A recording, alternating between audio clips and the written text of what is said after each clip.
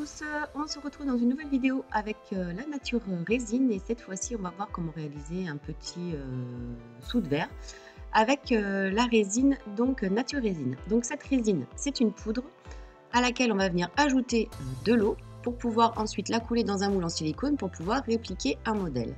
Donc cette résine elle a un rapport d'emploi donc de 100 g de poudre pour en gros entre 25 et 27 grammes d'eau, donc selon la fluidité qu'on va vouloir apporter au produit.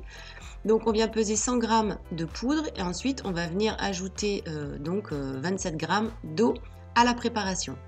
Ensuite, pour colorer la résine, il vous faut très peu de colorants si vous utilisez les colorants pour époxy, Color Fun Original ou Deluxe. Donc quelques gouttes suffisent.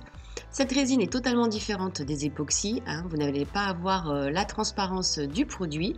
C'est un produit que vous pouvez colorer avec des peintures aussi également acryliques. Sachez que voilà, il faut bien incorporer le colorant au mélange, déjà bien mélanger la poudre et l'eau pour obtenir une pâte bien fluide, un petit peu comme une pâte à crêpes.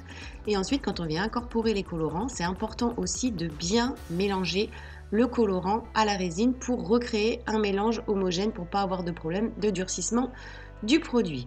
Donc là je vais faire différentes petites colorations, vous voyez, un petit peu de colorant orange, un petit peu de colorant rouge. Ce qu'il faut savoir c'est que vous avez une base blanche, donc quand vous ajoutez des colorants, par exemple pour obtenir un orange bien franc, il faut penser que vous allez avoir la base blanche, ce qui fait que votre colorant va être un petit peu plus clair. Pareil pour les bleus, avec les rouges vous allez obtenir des couleurs roses, avec des noirs anthracites ou des gris.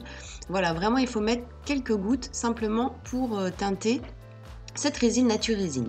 Donc bien mélanger les deux composants, on vient vraiment bien mélanger le colorant à la résine pour recréer un mélange homogène pour pas avoir de soucis de durcissement du produit.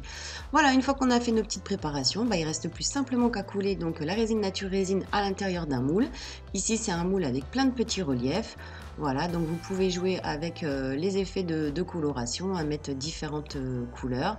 Voilà, vous remplissez votre moule et puis ensuite on va laisser durcir la résine. Donc la résine elle va durcir en gros au bout de 40 minutes, mais on recommande quand même de laisser la résine durcir plus longtemps pour avoir le durcissement complet et pour éviter d'avoir de la casse au niveau du produit. Il est toujours possible de démouler la résine bien avant les 6 heures. Vous pouvez démouler au bout de 40 minutes quand la résine durcit et à ce moment-là, vous pouvez casser des petits morceaux pour refaire par exemple différentes techniques de coulée. Voilà, pour faire des effets avec la résine, casser des petits morceaux, recouler de la résine, voilà, ou pour faire des effets terrazzo.